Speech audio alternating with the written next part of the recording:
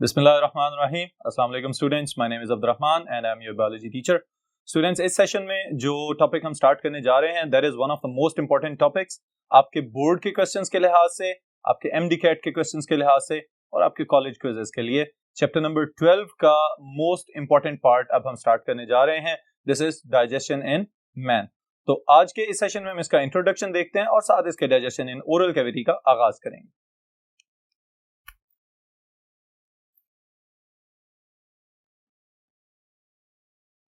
Alright, सबसे पहले students, इसमें जब भी आप ये टॉपिक याद रखें तो मैं एक सीक्वेंस आपको बताने लगा हूं अभी, जो आप कोशिश कीजिएगा कि इसको फॉलो जरूर कर लिया जाए, क्योंकि नॉर्मली इस टॉपिक में से लॉन्ग क्वेश्चन पूछा जाता है और लॉन्ग क्वेश्चन को याद रखने के लिए आपके ज़हन में कुछ मेन पॉइंट्स होने चाहिए। ओके, और ये जो सीक्वेंस अभी मैं यहाँ पे बोर्ड पे भी मेंशन करूंगा, अगर आप इसको ज़हन में रखेंगे तो ऑटोमेटिकली इस पूरे डाइजेस्टिव सिस्टम वाले टॉपिक में से कोई भी पोर्शन अगर आपको याद रखने की जरूरत पेश आए तो होपफुली बहुत ज्यादा फायदा होगा। तो इसलिए फॉलो करते जाइएगा और साथ साथ लिखते जाइएगा।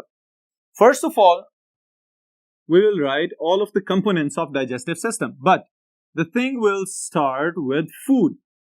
अब देखें, अगर हम डाइजेशन की बात कर रहे हैं और फिर अपनी बात करने लगे डाइजेशन इन ह्यूमंस और डाइजेशन इन मैन, तो इसका मतलब यह है कि कौन कौन सी खुराक है जो बुनियादी तौर पे हम लोग खा रहे हैं। ऑलराइट, तो इसमें सबसे पहले नंबर पे वो ऑर्गेनिक न्यूट्रिएंट्स जो बहुत ज्यादा मिकदार में हमारी बॉडी को जिनकी जरूरत है और हम उनको इनटेक कर रहे हैं, इंजेस्ट कर रहे हैं, बीइंग होलोजोइक फीडर्स। तो ये चीजें हम सबसे पहले मेंशन करेंगे, फिर उसके बाद डाइजेस्टिव सिस्टम के कंपोनेंट्स की तरफ चलेंगे। Now, in the food we are taking in carbohydrates, we are taking in proteins, we are taking in lipids or fats and nucleic acids as well. Alright, अब आपके ज़हन में ये सवाल पैदा हो रहा होगा कि कार्बोहाइड्रेट्स तो हम खाते हैं, जितनी भी मीठी चीजें आप खा रहे हैं, शुगर्स हैं या इसी तरह आटा है या इवन के कॉर्नफ्लोर वगैरह या फ्लेक्स वगैरह और सीरियल्स वगैरह, इनके अंदर स्टार्च की फॉर्म में कार्बोहाइड्रेट्स मौजूद हैं। फिर नंबर 2, प्रोटीन्स, जितनी भी टाइप का फ्लैश, मीट, गोश्त आप लोग खा रहे हैं, बेशक वो व्हाइट मीट है जैसे चिकन और मछली या वो रेड मीट है जैसे कि बड़े जानवर। ऑलराइट, और फिर मटन, बकरे वगैरह जिनमें हम शामिल कर सकते हैं। अब ये सब के सब they are sources of proteins. इनके अलावा जो पोल्ट्री वगैरह यानी कि चिकन अगेन आ रहा है इसमें, और अंडे हम शामिल कर रहे हैं। फिर डेयरी प्रोडक्ट्स जैसे कि दूध और दही, इनके अंदर भी प्रोटीन्स मौजूद हो सकते हैं। ऑलराइट, तो ये तो दो सोर्सेज हैं। The third one that are lipids and fats. चिकनाइयां जितनी भी इकसाम की आपके इर्द गिर्द मौजूद हैं, वो चीज की फॉर्म में है, बटर की फॉर्म में है, देसी घी की फॉर्म में है, बनस्पति घी की फॉर्म में है या वेजिटेबल ऑयल्स की फॉर्म में मौजूद हैं। They are all lipids. अब स्टूडेंट्स, आपके ज़हन में ये सवाल आना चाहिए कि where are the nucleic acids, कि ये जो न्यूक्लिक एसिड्स हैं ये कहां पे हम इनटेक कर रहे हैं। तो याद रखिए, कोई भी चीज जो हम खा रहे हैं, majority of the sources of food they are obtain from living organisms and living organisms are made up of cells. तो सेल्स के अंदर उनका जेनेटिक मटेरियल मौजूद है जो कि डीएनए और आरएनए की फॉर्म में। ऑलराइट स्टूडेंट्स, ये बेसिक न्यूट्रिएंट्स आ गए जो सबसे पहले हमने अपनी खुराक में शामिल करने हैं। फिर उसके बाद और किन किन चीजों की हमें जरूरत होती है? They are minerals, they are electrolytes, vitamins. Alright, ये वो न्यूट्रिएंट्स हैं कि जो डायरेक्टली हम इस तरह से नहीं खाते कि मैं मिनरल खा रहा हूं या मैं डायरेक्टली कोई इलेक्ट्रोलाइट खा रहा हूं, बल्कि ये जो खुराक हम खा रहे होते हैं उसमें ये पहले से शामिल होते हैं और बहुत सारी मेटाबॉलिक एक्टिविटीज इन एलिमेंट्स के और इन कंपोनेंट्स के बगैर मुकम्मल नहीं होती। ऑलराइट, तो याद रखिएगा, विटामिन्स वगैरह और मिनरल्स और इलेक्ट्रोलाइट्स, इनकी मौजूदगी के बगैर हमारा डाइजेस्टिव सिस्टम और हमारे मेटाबॉलिक रिएक्शंस कंप्लीट नहीं हो सकते। Alright students, so these are the different types of food or nutrients that we are taking in as food. Okay, फिर उसके बाद स्टूडेंट्स आ रहे हैं हम अगले पॉइंट की तरफ, and that is about the components of digestive system.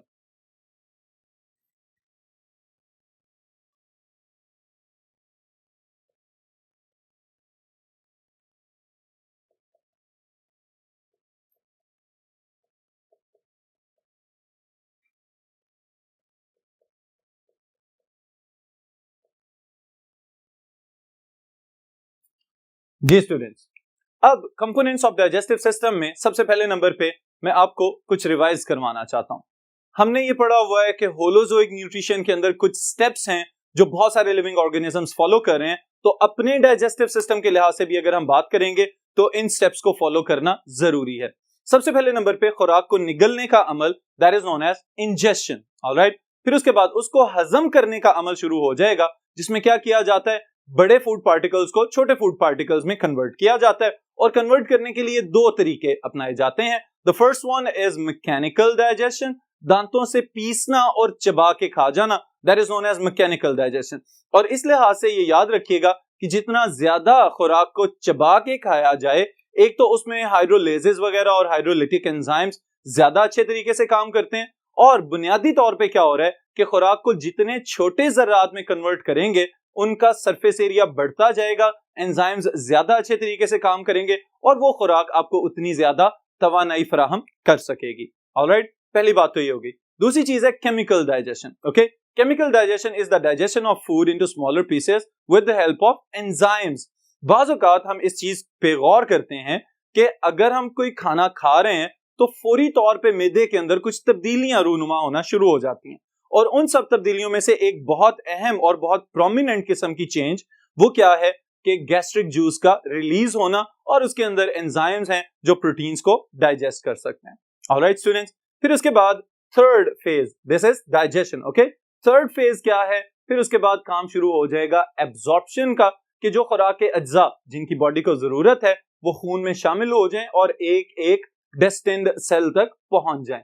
फिर आगे क्या किया जाएगा, वो फूड जो डाइजेस्ट नहीं हो रहा उसको तो आगे भेज दिया जाएगा टुवर्ड्स द लार्ज इंटेस्टाइन, और फिर उसको वहां पे कुछ देर के लिए रेक्टम में स्टोर किया जाएगा, एट द एंड उसको बाहर निकाल दिया जाएगा। ऑलराइट, तो एक तो ये हो गई पहली बात। फिर उसके बाद स्टूडेंट्स, जो चीजें एब्जॉर्ब हुई हैं उनको उनकी डेस्टिनेशन तक, उनको उनकी मंजिल तक पहुंचाना भी जरूरी है। ब्लड स्ट्रीम और ब्लड सर्कुलेशन ये सारी की सारी मदद कर रही है न्यूट्रिएंट्स को उनकी मंजिल मकसूद तक पहुंचाने के लिए। अब इसमें याद रखिएगा कि अगर आप प्रोटीन्स खा रहे हैं तो उनको तोड़ दिया जाएगा इनटू अमीनो एसिड्स, और वो अमीनो एसिड्स आपके मसल्स में जाके इनकॉर्पोरेट हो जाएंगे। इसी तरह अगर आपने कोई कैल्शियम भरी खुराक खाई हुई है तो वो आपकी हड्डियों और आपके दांतों में जाके डिपॉजिट होना शुरू हो जाएंगे। इसी तरह से अगर लिपिड्स और फैट्स जरूरत से ज्यादा खा लिए जाएं तो वो स्किन के अंदर डिपॉजिट होना शुरू हो जाएंगे और मोटापे का बायस बन सकते हैं। ऑलराइट स्टूडेंट्स, तो ये सब न्यूट्रिएंट्स जब अपनी डेस्टिनेशन तक पहुंचते हैं या तो वो एनर्जी प्रोवाइड करेंगे या फिर हमारी बॉडी का हिस्सा बन जाएंगे। This process is known as assimilation. Alright students, और अनडाइजेस्टेड फूड जब रेक्टम से बाहर निकाला जाएगा तो उस अमल को हम कहेंगे egestion. These are the different steps of holozoic nutrition. अब स्टूडेंट्स आ रहे हैं हम मेन कंपोनेंट्स की तरफ। The digestive system begins with the oral cavity.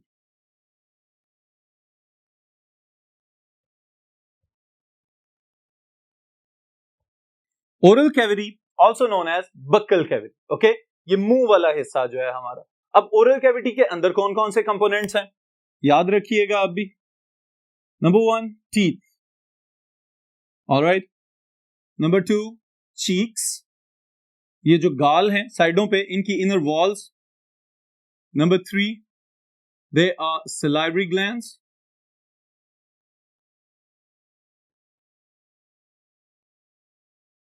And number 4 is tongue. Number 5 palate. Alright students, ये सब चीजें हमारे मुंह का हिस्सा हैं जो कि हमारे डाइजेस्टिव सिस्टम में बहुत अहम किस्म के फंक्शंस परफॉर्म कर रहे हैं। The first one teeth, खाने को चबाने के लिए। फिर उसके बाद cheeks, ये जो वॉल्स हैं साइड पे स्मूथ एपिथेलियल सेल्स पे मुश्तमिल है। फिर उसके बाद सलाइवरी ग्लैंड्स हैं जो सलाइवा रिलीज करवाते हैं हमारे मुंह के अंदर। जैसे ही कोई आपकी मनपसंद खुराक आपके सामने आती है या समटाइम्स उसका जिक्र भी किया जाता है तो मुंह में पानी आना शुरू हो जाता है। ये जो पानी आ रहा है that is due to salivary glands. फिर उसके बाद टंग, जुबान है, एक मस्कुलर ऑर्गन है जो कि खुराक को उठा के दांतों के नीचे आगे पीछे फेंक रही होती है ताकि आप अच्छी तरह से इसको मिक्स अप कर दें सलाइवा के साथ और खुराक को मुकम्मल तौर पे हजम करने के काबिल हो सकें। फिर उसके बाद पैलेट, तालू जिसको हम स्टूडेंट्स बोलते हैं। अगला हिस्सा मुंह का जो छत है, ऊपर वाला पोर्शन, उसका जो फ्रंट पार्ट है that is known as bony palate और हार्ड पैलेट, सख्त होता है हड्डी पे मुश्तमिल होता है। अगर आपकी जुबान टच कर सकती है छत को तो टच करें, आपको सेंटर में एक लाइन फील होना शुरू हो जाएगी। ये वो हड्डी का हिस्सा है जिसको हम कहते हैं बोनी पैलेट। फिर उसी का बैक साइड वाला पोर्शन जिसकी एक एक्सटेंशन आपके गले में लटकती हुई भी नजर आती है, that is the soft palate. Okay, muscular part है और उसकी वो एक्सटेंशन जो आपको गले में यूं लटकती हुई फील हो रही है, जिसको नॉर्मली स्टूडेंट्स कव्वा कह देते हैं कि ये गले के अंदर लटक रहा है, that is known as uvula. Okay, that is a muscular part. इसका क्या फंक्शन है ये हम आगे फर्दर डिटेल्स में देखेंगे। Then is the second part. अगर इसको फर्दर हम आगे लेके चलें तो फेरिंक्स का जिक्र जरूर करेंगे। फेरिंक्स क्या चीज होती है स्टूडेंट्स, याद रखिएगा, ये एक ऐसी जॉइंट ओपनिंग है जो नेजल कैविटीज की तरफ से आती हुई नालियों के लिए भी ओपनिंग है और साथ ही साथ खुराक को निगलने के लिए जो बक्कल कैविटी के एंड पे एक होल, एक ओपनिंग नजर आ रही है, दैट इज फेरिंक्स। ऑलराइट, फिर फेरिंक्स के बाद स्टूडेंट्स आगे एक बहुत इंपॉर्टेंट स्ट्रक्चर है, that is known as oesophagus. Alright, oesophagus को कुछ किताबों में ओ ई के साथ लिखा जाता है और कुछ किताबों में खाली ई के साथ लिखा जाता है। अब याद रखिएगा कि ये खुराक की नाली है जिसका काम सिर्फ और सिर्फ फूड को बक्कल कैविटी से उठाना और उसके बाद आगे स्टमक के अंदर पहुंचा देना, ये इसका काम है। ऑलराइट, फिर एसोफेगस के बाद स्टूडेंट्स स्टमक, मैदे वाला हिस्सा, ऑलराइट, जिसको हम मैदा बोलते हैं, इसके अंदर मेनली प्रोटीन फूड को डाइजेस्ट किया जाता है और इसके अंदर गैस्ट्रिक सिक्रीशंस ऐड की जाती हैं। Then is the small intestine.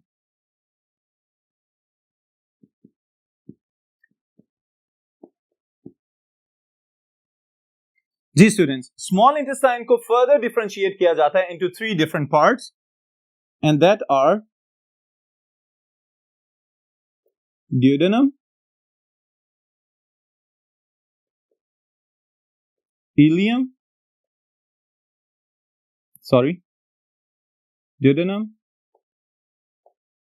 jejunum and ileum. Alright, these are the 3 different regions of the small intestine. फिर इसके बाद large intestine को further differentiate किया जा रहा है into different regions that are ascending colon, transverse colon and descending colon. All right, फिर उसके बाद students further into cecum and rectum as well. और फिर उसके बाद लास्ट पार्ट आ जाएगा of the tubular digestive system and that is anus. Alright, ये सारे के सारे कंपोनेंट्स हमारे डाइजेस्टिव सिस्टम के अंदर मौजूद हैं जो कि अपना फंक्शन परफॉर्म करते हैं, तब जाके कहीं हम इस काबिल होते हैं कि इस खुराक को हजम कर सकें और उसमें से अपनी मर्जी के न्यूट्रिएंट्स निकाल के वेस्ट प्रोडक्ट्स को या अनडाइजेस्टेड फूड को बाहर खारिज कर सकें। ऑलराइट, अब इन कंपोनेंट्स में से याद रखिएगा स्टूडेंट कि एक तरफ तो ओपनिंग है, दैट इज ओरल ओपनिंग, और दूसरी तरफ हम देख रहे हैं एब ओरल ओपनिंग या ऑपोजिट एंड पे एनस मौजूद है। तो इस बुनियाद पे हम ये कह सकते हैं कि the whole digestive system is a tube type digestive system और बड़ा ही कम्प्लेक्स किस्म का सिस्टम है जिसके अंदर कुछ और एक्स्ट्रा स्ट्रक्चर्स वगैरह भी मौजूद हैं, लेकिन डाइजेशन का अमल हम कुछ ग्लैंड्स के बगैर मुकम्मल नहीं कर सकते। और वो कौन कौन से ग्लैंड्स हैं इनको हम यहाँ पे सेपरेटली मेंशन कर देते हैं। They are salivary glands. All right. Then is liver and pancreas. All right, students. फिर एक और स्ट्रक्चर जिसका सिर्फ मैं नाम यहां पे मेंशन कर रहा हूं फिलहाल, there is appendix. All right. Appendix का भी एक इन्फेक्शन है, that is appendicitis. इसकी डिटेल्स हम देखेंगे ऑनवर्ड आने वाले सेशंस में। तो ये सब के सब कंपोनेंट स्टूडेंट्स याद रखिएगा। This was only the introduction of the digestive system के कौन कौन से कंपोनेंट्स हैं, कहां पे मौजूद हैं और क्या कर रहे हैं, इनकी तफसीलात हम अगले सेशन में देखेंगे।